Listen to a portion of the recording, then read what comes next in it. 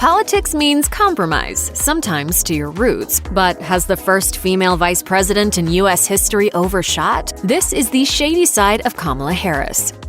Kamala Harris's journey to political prominence initially began after she graduated from the University of California's Hastings College of Law with a JD in 1989. She famously attended Howard University for her undergrad degree.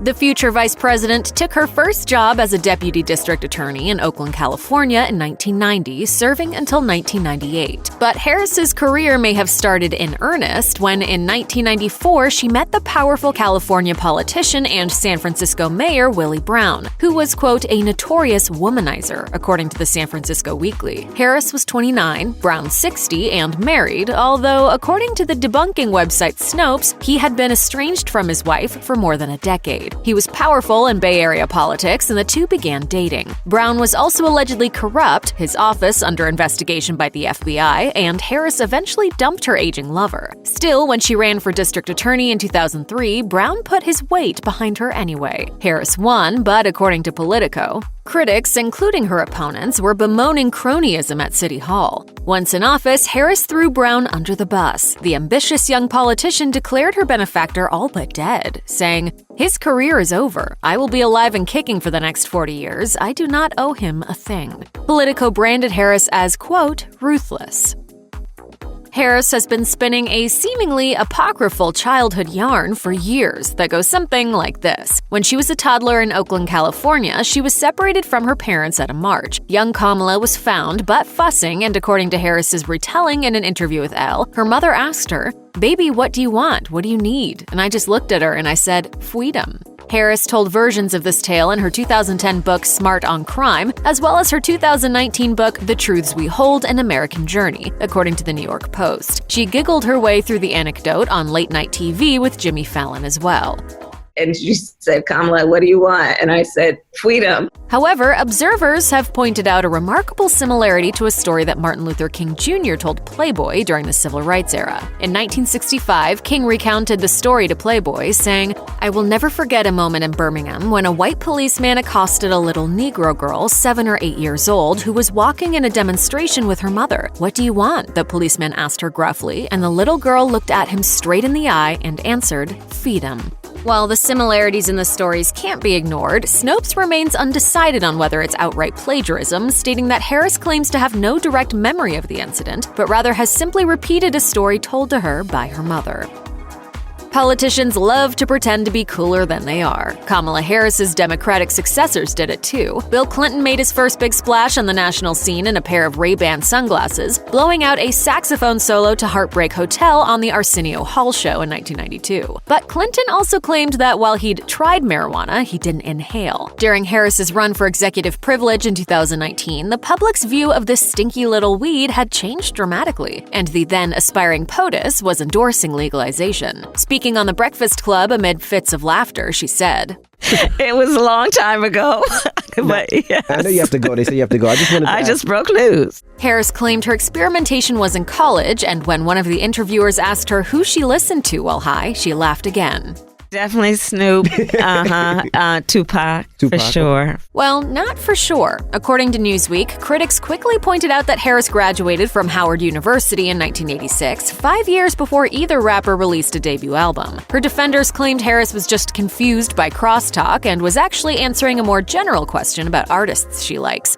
Harris's opponent in the Democratic primaries, Tulsi Gabbard, had a different and perhaps more important grievance with the segment, saying that Harris jailed over 1,500 people for marijuana violations and then laughed when asked if she ever smoked.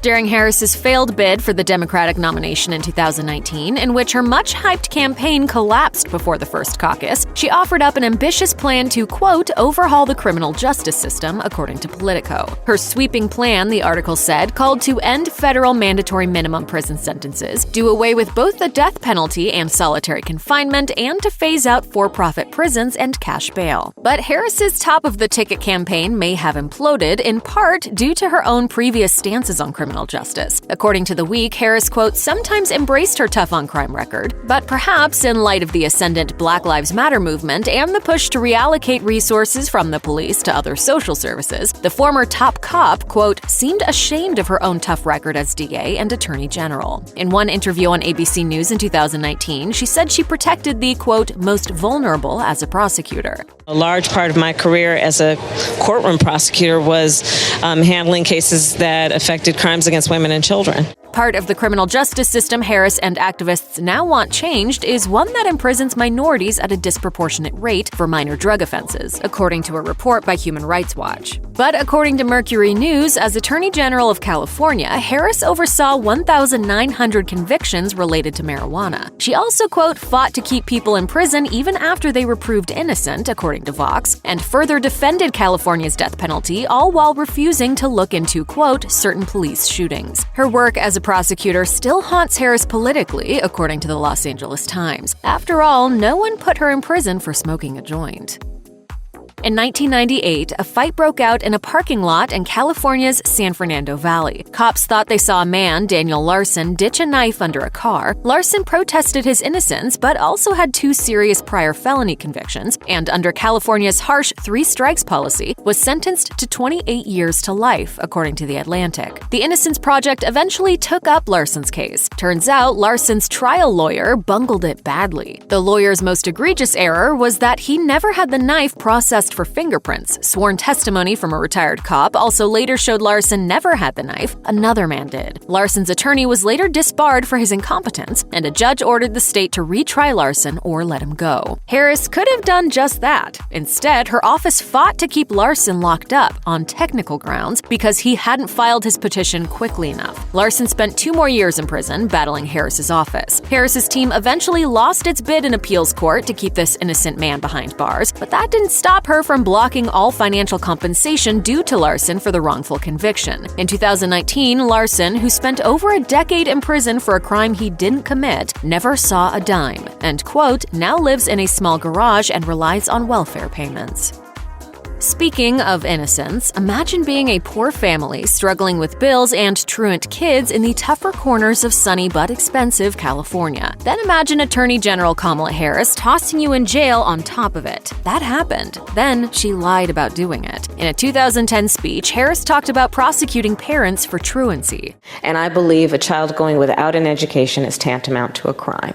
She doubled down in 2011 during her inaugural address as California DA, saying, "So we are putting parents on notice. If you fail in your responsibility to your kids, we are going to work to make sure you face the full force and consequences of the law." Harris admits she personally prosecuted 20 families under this policy, according to the Washington Post, but has repeatedly denied anyone went to jail. But that's not exactly true. While no one in San Francisco went to jail for their child's truancy while Harris was district attorney, she pushed for her anti-truancy policy to go statewide, which it did in 2011. The law called for up to a $2,000 fine and a year in prison for parents of kids who missed more than 10% of school days with no excuse. Dozens of families were charged under this law, and though records aren't thorough, at least 7 parents went to jail under Harris's initiative. Her, quote, careful claims to the contrary were given 2 Pinocchios by the Washington Post.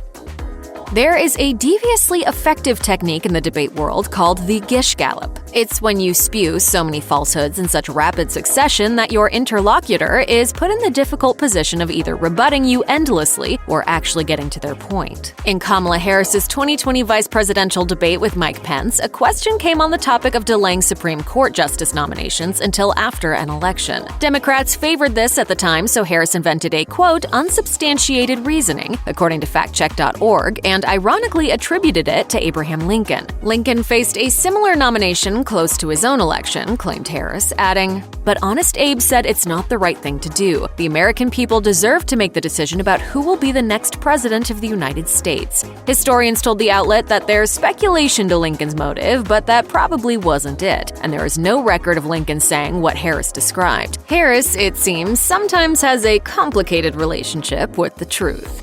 Check out one of our newest videos right here. Plus, even more Nicki Swift videos about your favorite public figures are coming soon. Subscribe to our YouTube channel and hit the bell so you don't miss a single one.